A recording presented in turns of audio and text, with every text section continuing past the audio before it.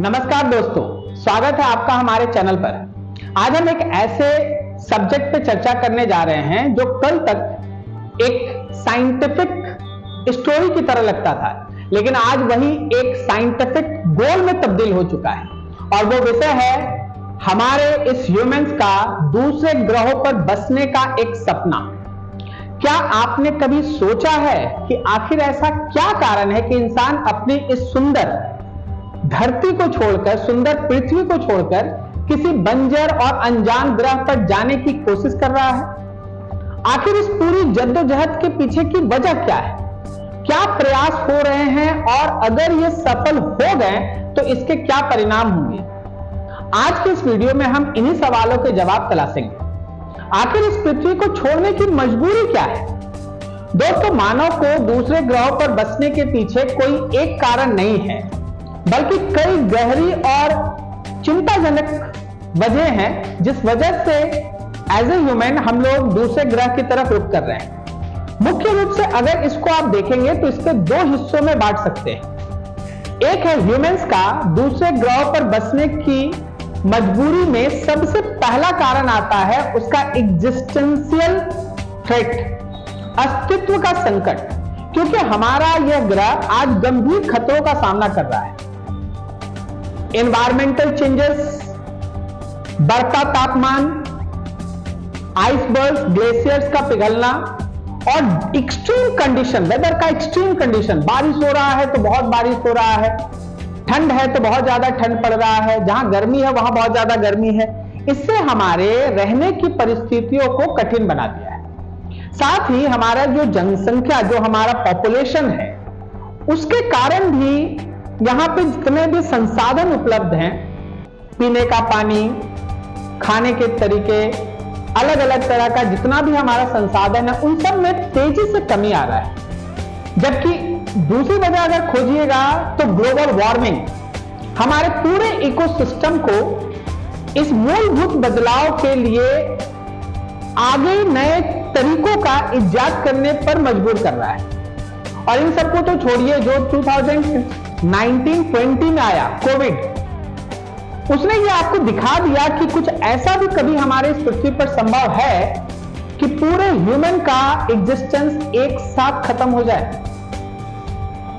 इन सभी चीजों के कारण हम लोगों को है ना किसी दूसरे ग्रह के बारे में एक कंसेप्ट क्रिएट करना पड़ा। अब आते हैं हम लोग दूसरे प्रॉब्लम, या यूं कहो कि दूसरा कारण जिस वजह से हम लोग किसी दूसरे ग्रह पे शिफ्ट होने का सोच रहे हैं, और वो हमारा इनबिल्ट है, जो हमारे इवोल्यूशन के साथ हमारे डीएनए के अंदर, हमारे जीन्स के अंदर ये सब मौजूद है, और वो है मानव की जन्मजात जिज्ञासु प्रवृत्ति। मानव का दूसरे ग्रहों पर जाने के पीछे एक मजबूरी ही नहीं बल्कि उसकी अंदरूनी जिज्ञासा भी है। इंसान हमेशा से ही एक खोजी प्राणी रहा है जो आगे की ओर देखना चाहता है। क्या हम इस पूरे ब्रह्मांड में अकेले हैं? यह सवाल सदियों से इंसान को सोचने पर मजबूर करता आया है। किसी भी दूसरे ग्रह में, जैसे मान लीजिए हम लोग मंगल ग्रह को सबसे नजदीक अपना मानते हैं, दूसरे ग्रह पर एक नई बस्ती बसाने का विचार सिर्फ एक कॉलोनी की तरह नहीं है, बल्कि एक नई शुरुआत है, एक नई सभ्यता का प्रतीक होगा। यह इंसान के बचे रहने की इच्छा का सबसे बड़ा सबूत है।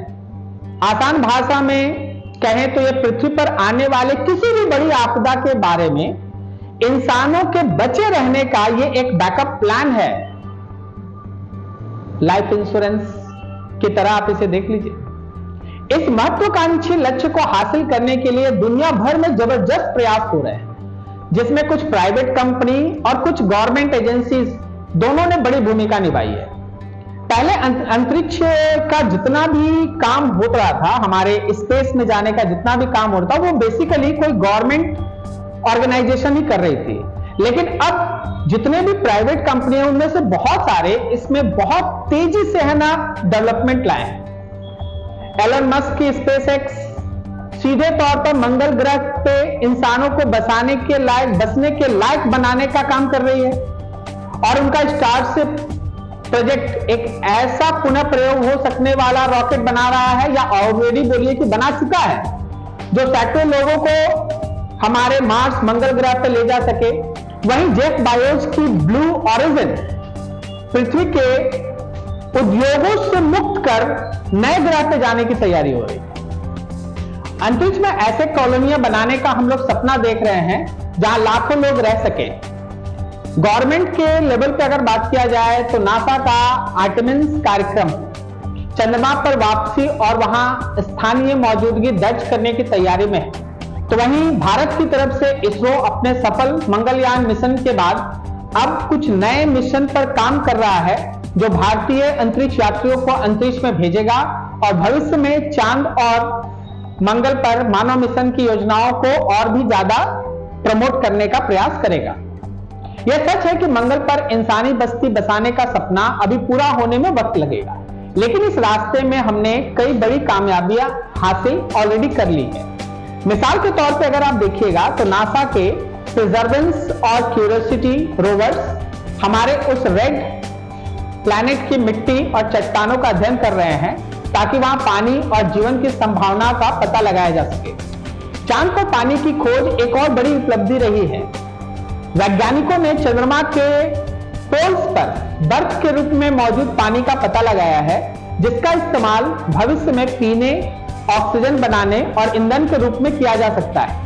साथ ही स्पेसएक्स जैसी कंपनी ने फैल्कन 9 जैसे दोबारा इस्तेमाल हो सकने वाले रॉकेट बनाकर स्पेस में जाने वाले लोगों के लिए जो एक्सपेंस का खर्चा है उसको काफी कम कर दिया है, जो हमारे फ्यूचर में मिशन के लिए बेहद जरूरी चीज है। इसके अलावा साइंटिस्ट मंगल पर इंसानों के रहने की चुनौतियों से निपटने के लिए नई तकनीक पर भी काम कर रहे हैं, जैसे हमारे मंगल की मिट्टी का इस्तेमाल कर 3D प्रिंटर के जरिए घर बनाना, बोन नुमा पृथ्वी के एनवायरनमेंट के हिसाब से माहौल तैयार करना और हाइड्रोपोनिक तकनीक की मदद से वहां पर सब्जियों को उगाने का कंसेप्ट तैयार किया जा रहा है। ये सभी कोशिशें हमें धीरे धीरे एक ऐसे भविष्य की ओर ले जा रही हैं जहां इंसान दूसरे ग्रहों पर अपना जीवन बसा सकेगा। यदि ह्यूमंस का दूसरे ग्रह पर बसने का सपना सच हो जाता है तो क्या इसके कुछ दूरगामी प्रभाव भी पड़ेंगे? इस पर हम लोगों को गहन नैतिक विश्लेषण करने का जरूरत है। सकारात्मक पक्ष में इस पूरी कोशिश ने पहले ही टेक्नोलॉजी के क्षेत्र में विशाल क्रांति ला दी है। आर्टिफिशियल इंटेलिजेंस, रोबोटिक्स और नई मटेरियल में अभूतपूर्व प्रगति हुई है। एस्ट्रॉइड्स माइनिंग से दुर्लभ मिनरल्स तक पहुंचना संभव हो सके, और यदि उद्योग अंतरिक्ष में स्थानांतरित होने लगे तो पृथ्वी के प्रदूषण और संसाधनों के दबाव में कमी आएगी। वहीं दूसरी ओर गंभीर चिंताएं भी है।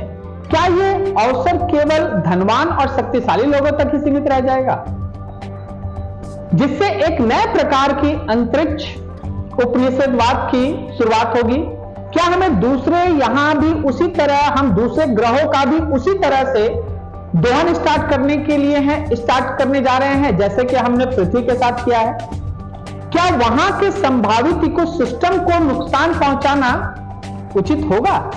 साथ ही एक बंद और खतरनाक वातावरण में मानव समाज का ढांचा, वहां लागू होने वाले कानून और नैतिक मानदंड कैसे होंगे? ये सभी प्रश्न भविष्य के लिए गंभीर चिंता का विषय तैयार करते हैं। ठीक है, हम लोग है ना अपने फ्यूचर में किसी दूसरे ग्रह पे जाके रहने की तैयारी कर रहे हैं, लेकिन क्यों नहीं हम लोग अपने इस ग्रह को बचाने के लिए काम करते हैं? जिस पृथ्वी पर हम लोग लाखों लाख सालों से हैं, उस ग्रह को हम लोग छोड़ के दूसरे ग्रह पे जाने के लिए इतना संसाधन, इतना पैसा खर्च कर रहे हैं। क्या हम अर्थ को और बेहतर बनाने के लिए उन्हीं पैसों को नहीं यूज कर सकते हैं? या हमारे पास इतना संसाधन है कि हम लोग दोनों काम एक साथ कर सके? अगर हम लोग दोनों काम एक साथ कर सके तो इससे बेहतर कुछ नहीं हो सकता। लेकिन मेरा प्रश्न है, एक इस बात को समझिएगा, धरती पर किसी भी चीज को जब हम बनाने का, या यूं कहो कि जैसे हम लोग है ना डेवलपमेंट के नाम पर जब हम हजारों हजार पेड़ काट देते हैं, लाखों हेक्टेयर जमीन को हम लोग है ना जंगल से है ना वीरान में बदल देते हैं, तो उस समय क्या हमारे इस पृथ्वी को नुकसान नहीं पहुंचता? अगर हम लोग इस पर विचार करके अपने पृथ्वी को ही और ज्यादा सेफ्टी प्रिकॉशंस, ग्लोबल वार्मिंग से सेव करें, हम हर मानव लोग, मेरा आपका सबका उत्तरदायित्व बने कि हम लोग इस इकोसिस्टम को बहुत हेल्दी एनवायरनमेंट की तरफ ले जाएं, तो शायद हमें दूसरे ग्रह पे जाने के बारे में ज्यादा नहीं सोचना होगा। लेकिन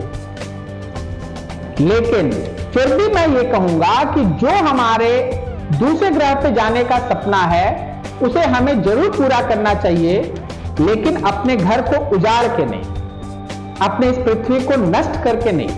हमें इस पृथ्वी को भी बचाना है और यह भी देखना है कि हम इसी संसाधन के अंदर किसी दूसरे ग्रह पे भी जाके बच सके। सोचिएगा कैसा लगा आपको ये वीडियो कंटेंट। अगर आपको ये वीडियो पसंद आया, जो भी मैंने कंटेंट आपके साथ शेयर किया, अगर आप इसे लाइक करते हैं तो प्लीज वीडियो को लाइक करें, सब्सक्राइब करें और दोस्तों को शेयर करें। Thank you.